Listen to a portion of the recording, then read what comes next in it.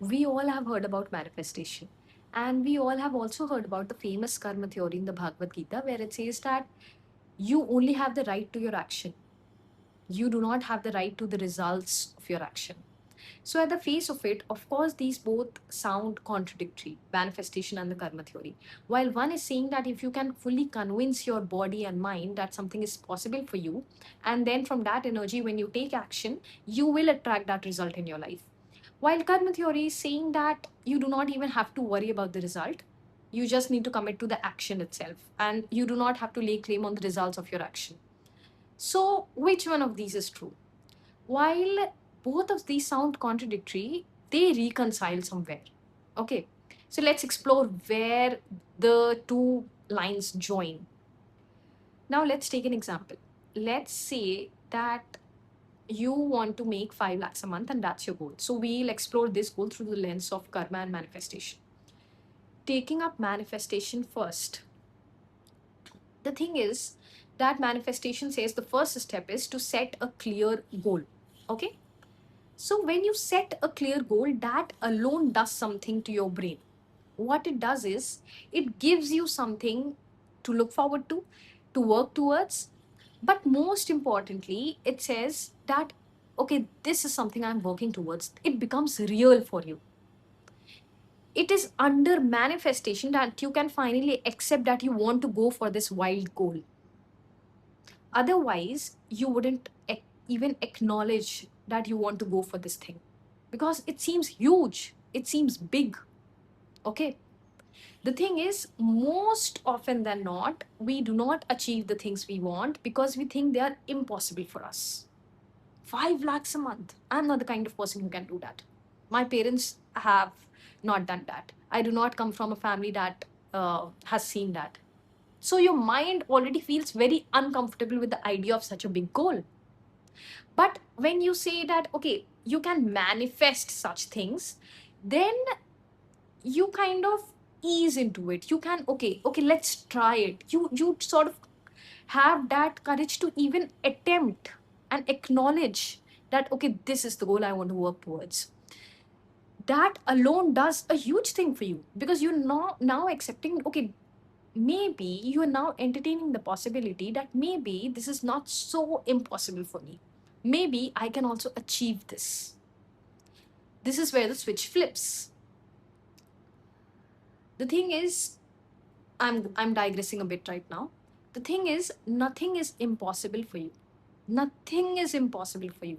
How do you even decide what is impossible for you? Your brain says that all the things that I have seen are possible for me. All the things that I have not seen are not possible for me. That is the only differentiation your brain knows. And from that data, it is saying that, okay, this is possible, this is not possible. The things that you see are not possible for you, thousands of people out there are very comfortable achieving those goals. You say a happy relationship is not possible for you. Is it the universal truth? No. But your brain tells you that, and it tells you that because it has not seen you in happy relationships, or it has not seen happy relationships in your family. So, of course, the brain will tell you what it has seen. It has nothing to do with the truth. It has only to do with one word, that is familiarity. Your brain just knows that. So, coming back to the point now, what manifestation does is it unlocks a superpower. It says that, okay, this wild goal is now something tangible, something achievable. I can do it. I can do it. Your heart says that. At least it attempts to say that. So that ticks the box. First thing. The second step is you visualize it. What visualization and scripting and all those tools do is, of course, it's a wild goal for you because your brain is not yet convinced that it is possible for you. When you visualize and when you script and when you use all these manifestation tools, your body kind of starts accepting that, okay, maybe it is possible for you. Your body kinds of eases into it. Till now, your body doesn't know what it feels like to have 5 lakhs a month. You are so unfamiliar with that territory that your body will go into a flight and fight mode. It will just shrink at the thought of that goal. But when you visualize, what it does is your body and mind doesn't know the difference between something that you are imagining, something that you're creating in your mind, and something that has actually happened with you. It doesn't know the difference. If you close your eyes and imagine something, or if you actually go and achieve something, your body, mind doesn't know the difference. That is why visualization works. Because when you sit here and when you visualize, your each cell of your body kind of eases into the thought that now something like that it is possible for me. And when that happens, your body mind is now primed. It is now ready to attempt something that audacious. And when it is now ready, you take action. Manifestation now says that do not worry about the how. Why? Why does it say that? It says that because you do not know how something can happen. It is not a belief that you do not have to worry about the how. It is not a mantra that I do not have to worry about the how. It is just the thing that you cannot know. You cannot know. In the karma theory, you will understand why you cannot know why something is possible for you or not possible for you, okay? Or how it is possible for you, or how something will happen or not happen, okay? We'll discuss that then. So now you're not even worrying about how it will happen. Your body mind is primed. You are now believing that it is possible for you. And then from that state, you start taking inspired action. Inspired action is just the action that naturally flows. Okay. Because now there's one more thing in manifestation. And the one more thing is that now you do not say that this is the only path through which this goal will come to. Because you are not worrying about the how, you kind of relax into it and do the things that actually flow through you. So taking an example, in the 5 lakhs you will 5 lakhs per month example, you will not do something that is so hard and straining and you just repel it. You will not attempt such a thing, because earlier you before manifestation you could think that maybe that kind of thing can only come through this hard work. But manifestation does something to your brain. It says that no, it is not that. It can come through thousands of sources. So you naturally ease into something that you actually enjoy. And when you do that, you are kind of in a flow state. You kind of step into a receiving state. You are relaxed. You're not shrinking. You're not stressed. You're not doing something that already you hate. You're not doing it just with the thought that okay, if I do this I'll attract that 5 lakh. No, you are kind of eased that I'm doing something I love, and through that I will receive my manifestation. All of this puts you into the mind frame that it is possible for me. I do not have to like die for it, but I can still achieve it. It's still possible, and you then take action. The last step in manifestation is surrender. We forget that often. Surrender is where it gets tricky and where it gets um, closer to karma theory. Surrender is where it says that, and many manifestation experts do not accept this, will not tell you this. But the biggest names in the industry will. Okay. I was recently watching a podcast between Joe Dispenza and Lewis Howes. There they discussed this, and I was really intrigued that yes, this is the thing that they need to talk about more often. This is the thing that people need to hear more often when they are learning about a manifestation or practicing manifestation. The thing is, there is a creeping doubt that will occur in your head that will say that maybe it is not possible. What if I do everything in my power and it doesn't happen? What if I visualize correctly, do everything right, take the inspired action, do everything, and it still doesn't come? The thing is, this doubt is not a fear. This doubt is just the truth. Something in your brain, something in you, in your heart, let's say, knows that the entire circle of life is not controlled by you. You're not the controller of it. You're not the author of it. Because it knows, it just gives you that. What if it is not possible? It looks like fear. It is dressed in the language of fear.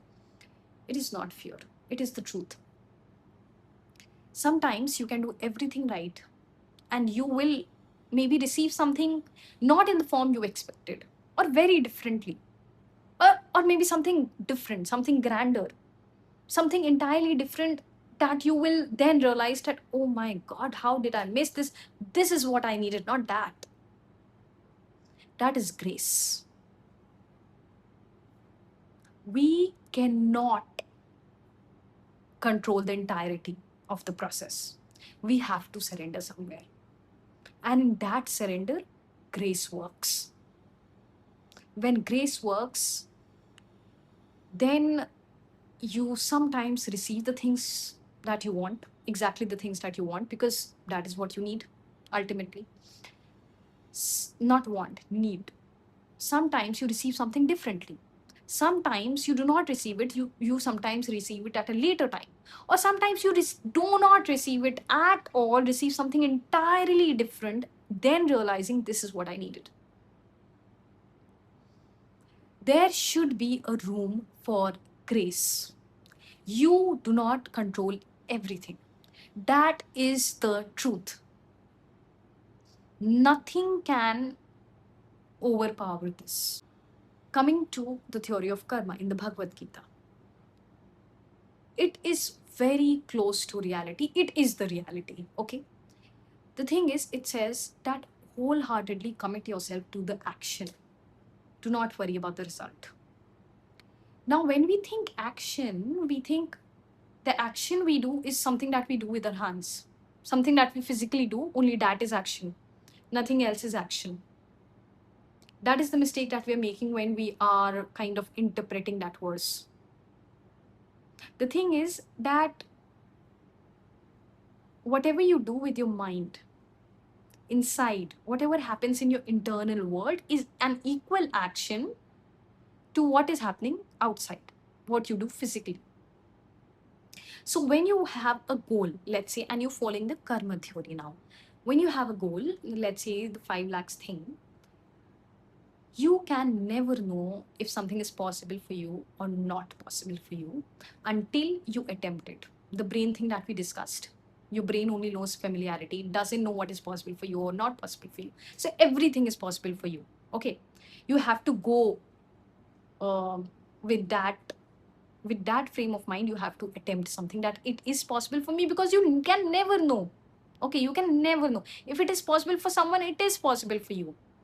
The part of your brain that is telling you it is not is just relying on familiarity, which has nothing to do with the truth, by the way. So when the karma theory is saying commit to the action, what it is saying essentially is not only the action that you do physically, commit to the action in your mind. There is where manifestation comes. Visualize it. Convince your body mind that it is possible for you, because that is the truth.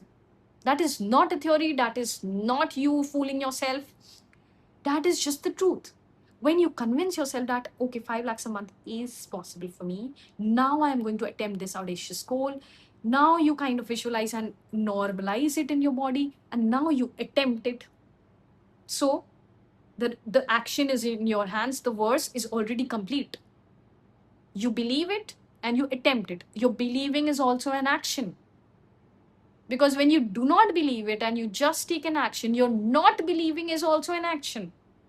And that is acting in contradiction with the physical action that you're taking.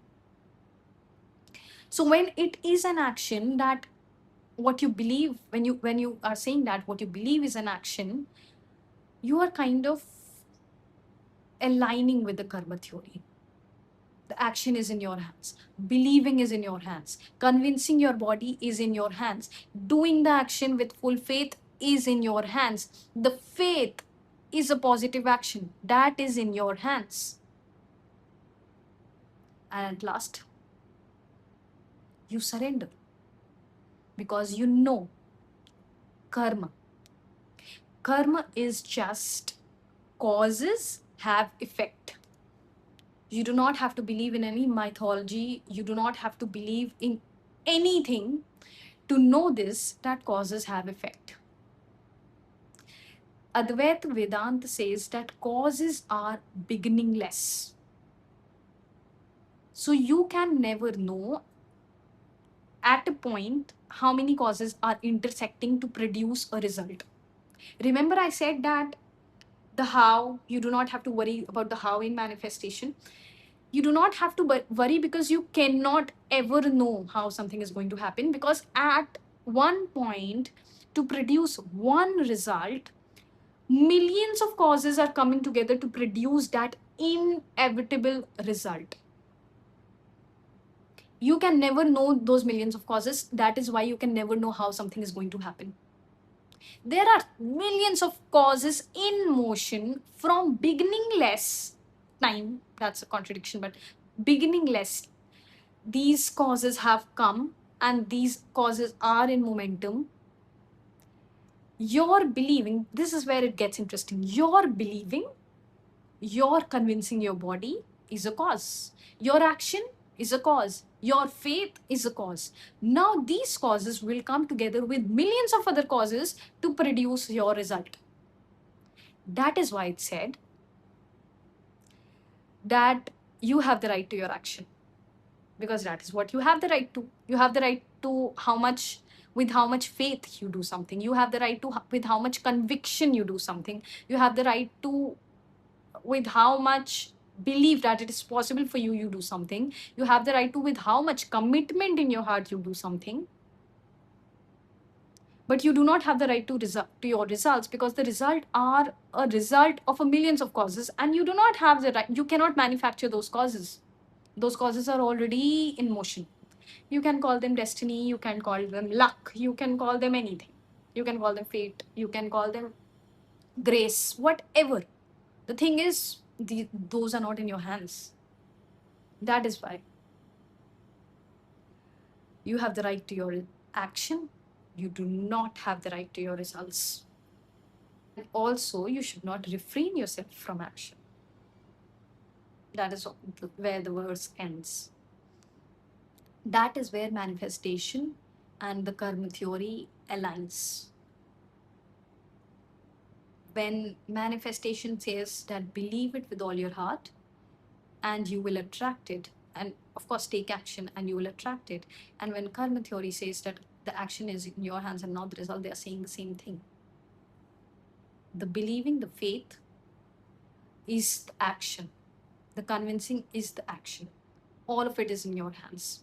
In manifestation, you surrender because you accept the possibility that it may not come true. It's okay.